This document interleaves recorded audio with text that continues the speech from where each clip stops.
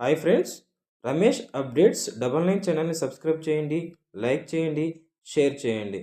మీ ముందుకు update information తోటి ముందుకు రావడం జరిగిందండి.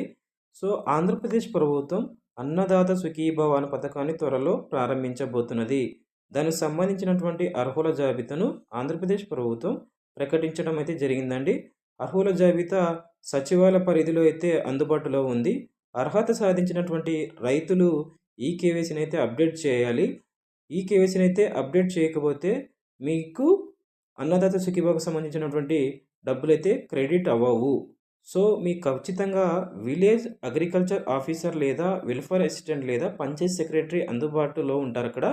అక్కడ రైతులు ఈ కేవైసీని అయితే అప్డేట్ చేయించుకోవాలి. లేని యెడల మీకు మొదటి విడతకు సంబంధించినటువంటి డబ్బులైతే మీ అకౌంట్‌లో జమ కావు.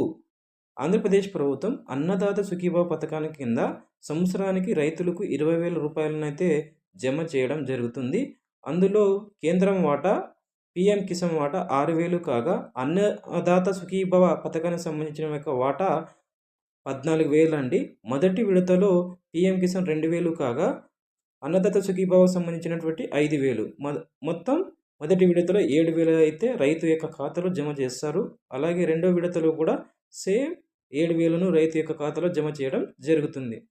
చివరి విడత మూడో విడతలో కేంద్రం వాటా 2,000, రాష్ట్ర ప్రభుత్వం యొక్క వాటా 4,000 కలిపి మొత్తం 6,000 రూపాయలను అన్నదాత సుఖీభావ కింద రైతు యొక్క ఖాతాలో అయితే జమ చేయడం జరుగుతుంది. కాబట్టి ప్రతి ఒక్క రైతులు అర్హత సాధించిన వాళ్ళు ఈ కేవైసీని అయితే అప్డేట్ చేయించుకోండి. ఖచ్చితంగా ప్రభుత్వం అయితే మీ బ్యాంక్ ఖాతాలో అయితే డబ్బులనైతే జమ చేయడం జరుగుతుంది. మీరు ఈ కేవైసీ అప్డేట్ చేయించుకోకపోతే ఈ డబ్బులైతే మీ అకౌంట్‌లో జమ కావు. కాబట్టి ఇలాంటి ఇన్ఫర్మేషన్ ఎన్నో కావాలనుకుంటే రమేష్ అప్డేట్స్ 99 ఛానల్‌ని సబ్స్క్రైబ్ చేయండి, లైక్ చేయండి, షేర్ చేయండి. మీరు మీ ఫ్రెండ్స్‌కి అలాగే మీ బంధువులకు ఉపయోగపడుతుందనుకుంటే మా ఛానల్ యొక్క లింక్‌ని షేర్ చేయండి.